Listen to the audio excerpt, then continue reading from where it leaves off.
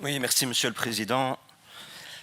J'ai bien écouté ce que le MR nous a dit ici, qui essaye en fait un peu de noyer le poisson. Il dit finalement, ce texte, ça fait longtemps qu'on en discute. Est-ce que c'est vraiment grave de faire tout ce foin parce que on ne respecte pas un délai de 84 heures, mais on fait qu'un délai de 24 heures. Finalement, est-ce que c'est grave? Finalement, ce n'est qu'un règlement. Je pense qu'on a tous peut-être un jour à l'école pas respecté un règlement. Et donc on essaye un peu de minimiser l'importance qu'a ce règlement fondamentalement pour tout le monde. J'ai envie de dire que le règlement d'un parlement, dans une démocratie parlementaire, ce n'est pas n'importe quel règlement. Et c'est quand même ça qui est important derrière. Finalement, on est dans une démocratie parlementaire. Ça veut dire que c'est ici que s'exprime cette démocratie. Mais comment elle s'exprime? Parce qu'on y a édicté des règles. On y a mis ensemble des règles. Alors on peut être...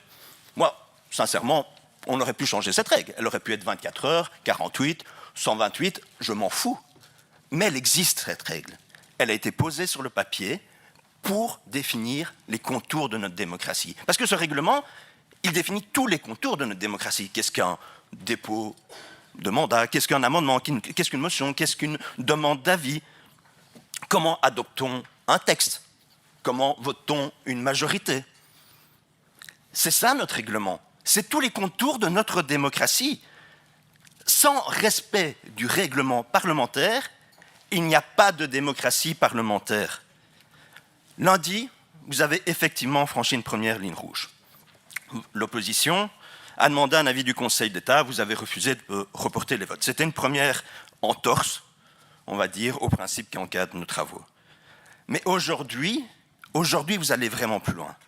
Vous forcez la main à cette Assemblée, vous tordez le cou au règlement en convoquant cette plénière.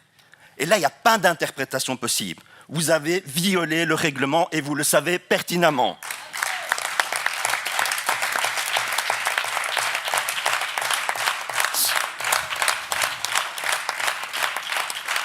Ce n'est pas un détail.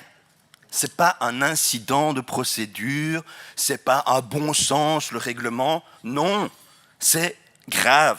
Parce que si le règlement peut être ignoré quand il dérange la majorité, qu'est-ce qui nous protège encore demain de la démocratie? Pourquoi faudrait-il une majorité pour adopter un texte? Pourquoi une motion de défiance pourrait exister? Pourquoi respecter finalement les droits de l'opposition?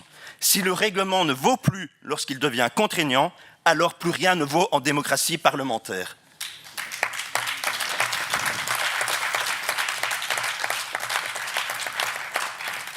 Et je ne peux pas épargner, Monsieur le Président, alors j'ai bien aimé la phrase de Madame Linard, Monsieur le Président de la majorité, de la situation dans laquelle nous sommes. Monsieur le Président, vous n'êtes pas un élu comme les autres.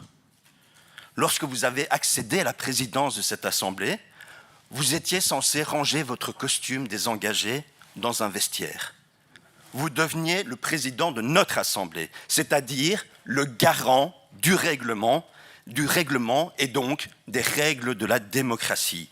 C'est à vous, Monsieur le Président, qu'il revient de veiller à ce qu'aucun groupe politique, aucun député, aucune majorité ne puisse s'affranchir des règles communes.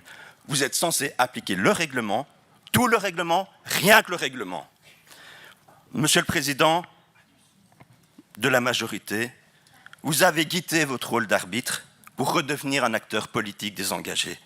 Vous avez quitté votre neutralité pour redevenir un député désengagé. Pire encore, j'ai appris ici, parce que moi je ne suis pas en conférence des présidents, j'ai appris ici que vous avez même cédé en fait à une demande d'une ministre, de la ministre-présidente, qui vous l'a demandé en conférence des présidents.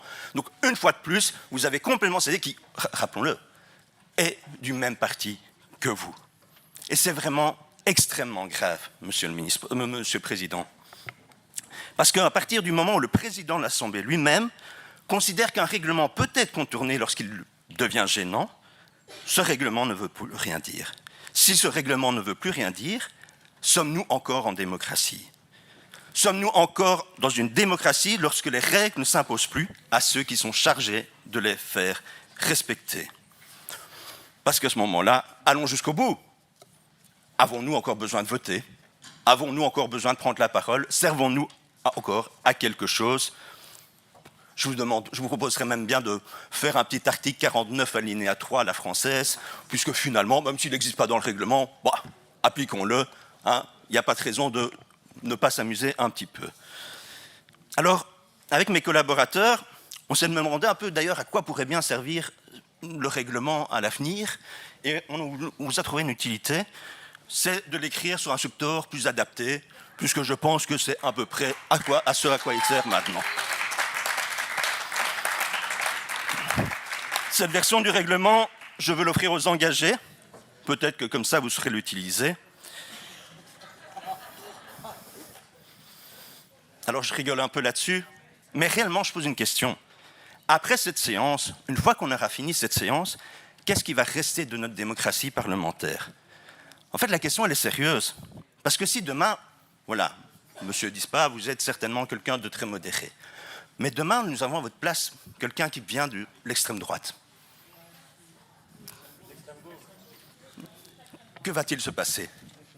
Vous avez ouvert une porte à pouvoir s'asseoir sur toutes les règles de notre démocratie. Finalement, comment est-ce qu'on empêche un monde de basculer de la démocratie à la dictature? Ça ne se fait pas en un jour, ça se fait en décortiquant petit à petit toutes nos règles qui font démocratie. Et là, vous venez de commencer à le faire. Ce soir, messieurs et madame de la majorité, vous avez affaibli ce rempart commun. Ceux qui veulent la fin de la démocratie nous regardent certainement en se frottant les mains, et c'est de votre responsabilité.